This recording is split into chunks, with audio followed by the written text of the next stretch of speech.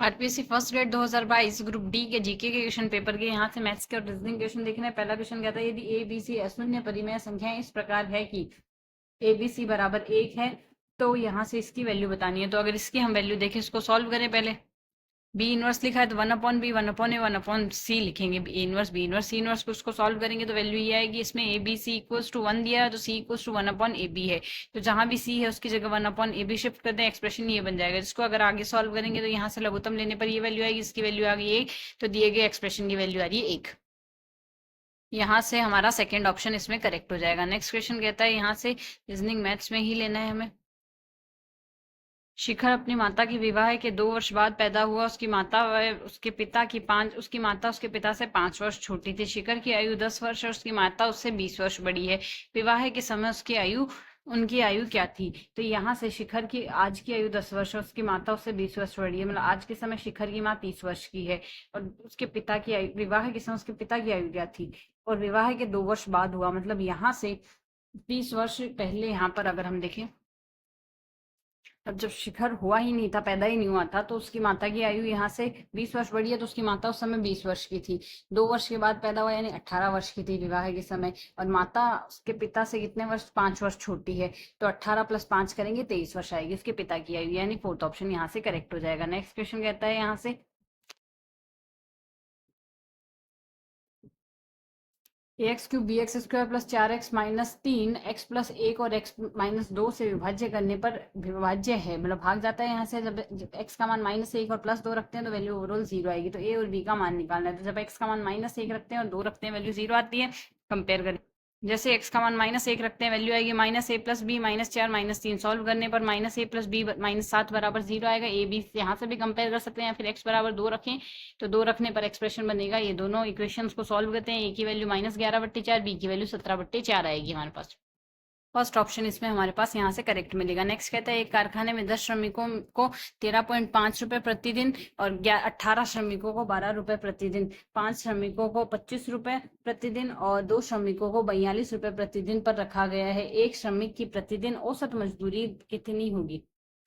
जैसे 10 को 13.5 पर रखा गया था, 18 को 12 पर, 5 को 25 पर और 2 को 42 पर रखा गया। तो रेस्पेक्टिवली इनको गुणा कर दिया, बट्टे इनकी संख्या आ गई 10 + 18 + 5 + 2। सॉल्व करेंगे 16 आ गई। औसत मजदूरी आ गई यहाँ से 16।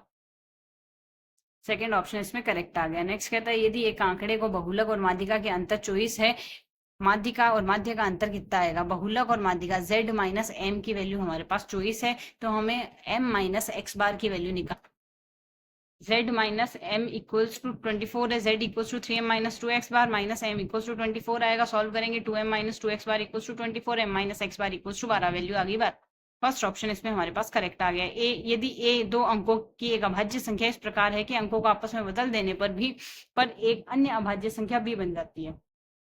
दिया गया है a की वैल्यू बड़ी है b से, a - b की वैल्यू 36 आनी चाहिए। तो a + b की वैल्यू कितनी आएगी? अब हमें कहा गया a ऐसी संख्या है, मतलब इनका अंतर 36 के बराबर है और a बड़ी है, तो सीधी सी बात है संख्या 36 से तो बड़ी होनी चाहिए। अब संख्या बदलने पर भी हमें कहा गया अभाज्य संख्या ही बनती है।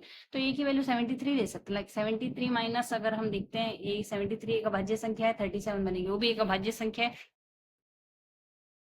ये हमने काउंटर ही माना है, उसमें बाकी और कोई ट्रिक नहीं है। आप ऑप्शन अगर अज्यूम करेंगे, अज्यूम करके ही देख सकते हैं। तो a - b इक्वल्स टू 36 आ गई, a + b इक्वल्स टू 110 आ जाएगी। तो यहाँ से इसका आंसर आएगा 110।